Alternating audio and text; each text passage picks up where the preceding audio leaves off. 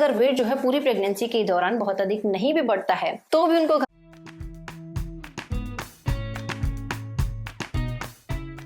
दोस्तों देखिए, प्रेगनेंसी का जो फर्स्ट ट्राइमेस्टर होता है वो गर्भवती महिलाओं के लिए सबसे ज़्यादा मुश्किल भरा रहता है, क्योंकि शुरुआती दौर भी रहता है, महिलाओं को परेशानी रहती है और आपकी प्रेगनेंसी का शुरुआती दौर जो है बहुत ज़्यादा नाजुक भी होता है, कॉम्प्लिकेशंस बहुत ज़्यादा लगी रहती है। तो ये दौर जो है जैसे तैसे जब गर्भवती महिलाओं का निकलता है, दूसरा ट्राइमेस्टर गर्भवती महिलाओं का आता है, जिसमें महिलाओं को काफ़ी हद तक सुकून मिलने लग जाता है। तो इस टाइम पर महिलाएँ जो हैं अपने बारे में सोचने लग जाती हैं, अपने शिशु के बारे में सोचने लग जाती हैं। वो ये सोचना शुरू कर देती है, क्या मेरी प्रेगनेंसी ठीक तो चल रही है, मैं ठीक हूँ, मेरे गर्भ में शिशु ठीक है या नहीं है, गर्भ में शिशु का विकास ठीक हो रहा होगा या नहीं हो रहा होगा। क्योंकि बच्चे को आप फिजिकली तौर पे तो बच्चे से आप जुड़ी हुई हैं, लेकिन आप बच्चे को देख नहीं सकती हैं। तो आपको इस चीज़ का डर सताता है कि मेरे बच्चे का विकास ठीक से हो रहा है या नहीं, मैं ठीक से अपनी प्रेगनेंसी कैरी कर रही हूँ या नहीं कर रही हूँ। इसके अलावा तीसरा जो डर सताता है वो ये कि मेरी नॉर्मल डिलीवरी हो पाएगी या नहीं हो पाएगी। क्योंकि दोस्तों कई बार क्या होता है कि डिलीवरी का समय जब नज़दीक आता है तो जिन महिलाओं की नॉर्मल डिलीवरी हो भी रही हो, सिम्टम्स पूरे हों, उनके साथ भी कई बार ऐसी कॉम्प्लिकेशंस आ जाती हैं कि उनकी डिलीवरी नॉर्मल होते होते सी सेक्शन के थ्रू हो जाती है। तो इस तरीके के डर गर्भवती महिलाओं के मन में रहते हैं। लेकिन सबसे पहली चीज आपको मैं बता दूं कि आपको प्रेगनेंसी के दौरान बिल्कुल भी टेंशन नहीं लेनी है, क्योंकि प्रेगनेंसी में आपका जो तनाव होता है ना, ये जो है आपकी प्रेगनेंसी को खराब कर सकता है, आपके गर्भस्थ शिशु को कहीं ना कहीं दिक्कत में डाल सकता है। तो आपको इस दौरान बिल्कुल भी तनाव नहीं लेना है, बिल्कुल स्ट्रेस नहीं लेना है। अपनी प्रेगनेंसी को हेल्दी बनाना और इसे अच्छा करना, अपने बच्चे को अच्छा करना, ये आपको जानना बहुत ज़रूरी है। इससे रिलेटेड बहुत सारी वीडियोस मेरे चैनल पे आपको मिल जाएंगी कि बच्चा कैसा होता है गर्भ में, बच्चे के लिए क्या करना है, आपको क्या खाना है, क्या नहीं खाना है, कैसा रहन सहन रखना है, कब डॉक्टर विजिट पे जाना है, कब क्या करना है। बहुत सारी चीज़ें मैंने आपको वीडियोस के माध्यम से भी बताई हुई हैं। नटशल में आपको बता देती हूँ कि आपको अपना खान पान अच्छा रखना है, रहन सहन अच्छा रखना है, एक्सरसाइज करते रहना है, योग प्राणायाम इत्यादि करते रहना है। तो आज का जो टॉपिक है दोस्तों, हालांकि ये नहीं है, आज के टॉपिक में मैं आपको ये बताऊंगी आपका गर्भस्थ शिशु कैसा है, ठीक है या नहीं है। 5 साइन से मैं आपको बताऊंगी जो कि आपके साथ होते हैं इस दौरान। इन्हें लेके अगर आप भी चिंतित रहती हैं कि मेरे साथ ऐसा हो रहा है, ऐसा नहीं होना चाहिए था, फला गर्भवती महिला के साथ ऐसा नहीं होता है, तो क्या मुझे टेंशन लेनी है या नहीं, तो आपके ये जो सारे डाउट्स हैं ये आज मैं क्लियर करूंगी।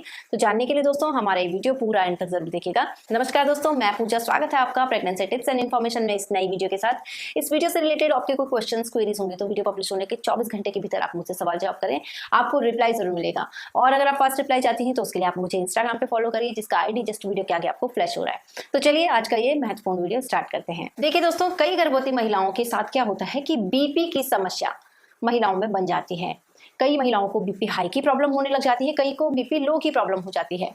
तो प्रेगनेंसी के दौरान बीपी हाई होना या लो होना दोनों ही खतरनाक होता है। बीपी अगर आपका बढ़ता रहता है तो ये जो होता है कहीं ना कहीं आपकी डिलीवरी के टाइम पे आपको असर डालता है, और इतना ही नहीं, इससे प्री मैच्योर डिलीवरी और बीच में ही मिसकैरेज होने का खतरा बना रहता है। और बीपी लो होगा तो भी आपको कहीं ना कहीं दिक्कत, बेचैनी, घबराहट इत्यादि बनी रहेंगी।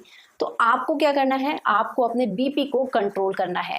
आपका बीपी जो है दोस्तों 120/80 होना चाहिए, यानी कि 120 से ज़्यादा नहीं और 80 से कम नहीं होना चाहिए। तो ये मेजरमेंट आपको पता तो होंगे ही। तो आपको क्या करना है, आपको बीपी की मशीन अपने पास रखनी है।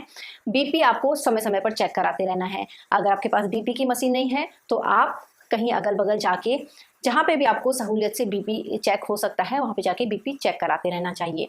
इसके लिए आपको एक चीज़ का ध्यान रखना है दोस्तों कि आपको कंट्रोल कैसे करना है। इसके लिए दोस्तों आपको ध्यान रखना है कि आपके शरीर में सोडियम की मात्रा ज़्यादा नहीं होनी चाहिए, यानी कि आपके खाने पीने में नमक जो है वो अधिक नहीं होना चाहिए। अगर ये अधिक हुआ तो आपका बीपी भी बढ़ने लग जाता है। तो अगर आपका बीपी बढ़ा हुआ है तो आपको नमक कम खाना है, कम कर दीजिए। अगर आपको बीपी लो की समस्या है तो नमक को बढ़ा दीजिए, नमक की क्वांटिटी बढ़ा दीजिए। अगर आपका बीपी जो है 120/80 है तो आपका बीपी बिल्कुल नॉर्मल है, आपको बिल्कुल भी चिंता करने की जरूरत नहीं है।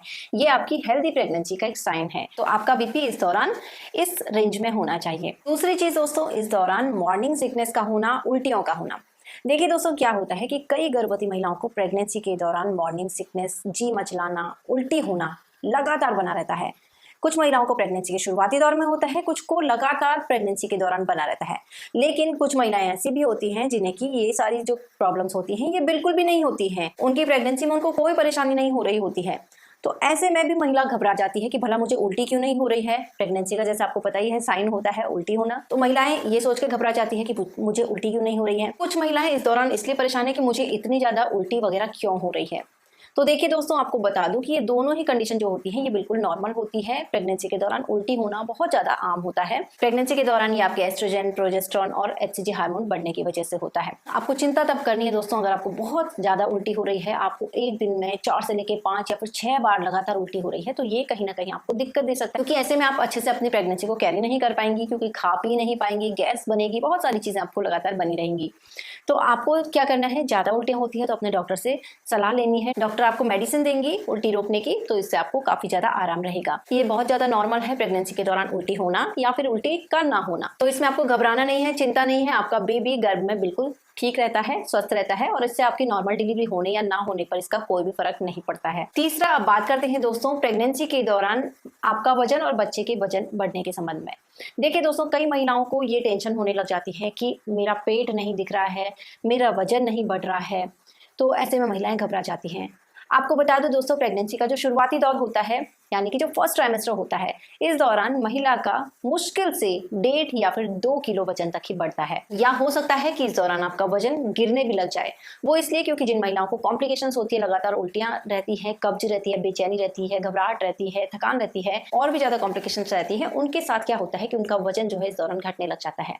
ऐसे में आपको टेंशन नहीं लेनी है अगर आपका वजन 1-2 किलो घट भी रहा है। लेकिन प्रेगनेंसी का जैसे ही दूसरा ट्राइमेस्टर आता है, आपका वजन जो है वो हफ्तों बढ़ने लग जाता है। महीने में आपके बच्चे का वजन बढ़ने लग जाता है। प्रेगनेंसी के दौरान नॉर्मल महिलाएं जो होती है, जिनका BMI नॉर्मल होता है, उन महिलाओं का वजन औसतन 12 किलोग्राम तक बढ़ना चाहिए। ये बिल्कुल नॉर्मल होता है, एक हेल्दी बेबी के लिए बिल्कुल परफेक्ट होता है। लेकिन कई बार क्या होता है, जो महिलाएं मोटी होती हैं, उनका अगर वेट जो है पूरी प्रेगनेंसी के दौरान बहुत अधिक नहीं भी बढ़ता है, तो भी उनको घबराना नहीं है। प्रेगनेंसी में 5 से लेकर 7 किलोग्राम तक वजन जो है, जो महिलाएं बहुत ज्यादा मोटी होती है, वजनी होती है, उनका बढ़ता है। तो आपको बिल्कुल टेंशन नहीं लेनी है। जो महिलाएं बहुत ज्यादा पतली हैं, उनका वजन इस दौरान अगर अच्छा बढ़ता है तो भी उनको टेंशन की बात नहीं है कि मेरा इतना वजन क्यों बढ़ गया है। तो प्रेगनेंसी में दोस्तों आपके वजन के हिसाब से, आपके BMI के हिसाब से ही आपका वजन बढ़ता रहता है। तो ऐसे में आपका गर्भस्थ शिशु बिल्कुल ठीक रहता है, उससे कोई परेशानी नहीं है। अगर डॉक्टर ने आपको बताया है कि आपकी प्रेगनेंसी बिल्कुल ठीक चल रही है, तो आपको कोई टेंशन नहीं लेना है कि मेरा वजन क्यों नहीं बढ़ रहा है या मेरा बेवजह वजन क्यों बढ़ रहा है। चौथी चीज दोस्तों, जैसा कि क्या होता है, प्रेगनेंसी का जब 5वां महीना स्टार्ट हो जाता है, तो इस दौरान महिलाओं का पेट जो है वो आकार लेने लग जाता है, गर्भाशय बढ़ने लग जाता है, दिखने लग जाता है। कई महिलाओं का ये चौथे महीने से दिखने लग जाता है, कई महिलाओं का छठा महीना आते आते 7वें महीने तक भी दिखाई नहीं देता है। तो ये जो है डिपेंड करता है महिला की बॉडी पर, बॉडी स्ट्रक्चर पर, ये सब चीजें डिपेंड करती है। जो महिलाएं लंबी होती हैं, उन महिलाओं का कई बार जो है पेट देर से दिखना स्टार्ट होता है। जो महिलाएं छोटी होती है कद की, उनका पेट बहुत जल्दी दिखने लग जाता है और बहुत जल्दी बड़ा भी लगता है। तो ये जो है महिला के बॉडी स्ट्रक्चर पे डिपेंड करता है, प्लेसेंटा पोजीशन पे डिपेंड करता है कि प्लेसेंटा आपका कहाँ पे है, उस तरीके से ये जो है चीजें डिफाइन होती हैं। 5वीं और अंतिम चीज दोस्तों ये कि बेबी मूवमेंट। जी हाँ दोस्तों, बेबी मूवमेंट भी बहुत ज्यादा जरूरी है आपको ट्रैक करना, क्योंकि ये जो है आपके बेबी के हेल्दी होने का साइन आपको बताता है।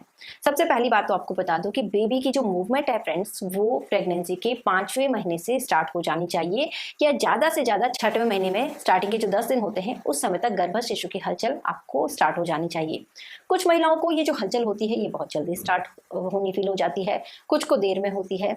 वो महिला पे डिपेंड करता है, महिला की बॉडी में डिपेंड करता है। तो 5 महीने 10 दिन निकलने के बाद भी अगर आपको बेबी मूवमेंट नहीं समझ में आ रही है, नहीं आपको महसूस हो रही है, तो ये कहीं ना कहीं खतरे की बात हो सकती है।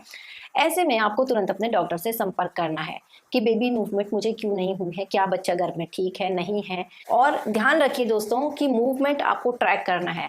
ऐसा नहीं होना चाहिए कि पूरे दिन भर आपको मूवमेंट नहीं हुई है बच्चे की, तो ये कहीं ना कहीं खतरे की बात हो सकती है। अगर बच्चे ने एक बार मूवमेंट करना स्टार्ट कर दिया है, आपको फील होनी शुरू हो गई है, तो इसमें आगे आपको ट्रैक करते रहना है कि बच्चे की मूवमेंट आपको लगातार समझ में आनी चाहिए, महसूस होनी चाहिए। अगर ये रुक जाती है कुछ घंटों के लिए, एक दिन के लिए, तो ये कहीं ना कहीं बहुत बड़ा खतरा महिला के लिए, बच्चे के लिए बन जाता है। तो कुछ गर्भवती महिलाओं के साथ क्या होता है दोस्तों इसमें कि बच्चे की मूवमेंट उन्हें कम महसूस होती है, कुछ को ज्यादा होती है, कुछ को तो बहुत ही ज्यादा होती है, इतनी कि उनके पेट में दर्द होने लग जाता है, चुभन महसूस होने लग जाती है।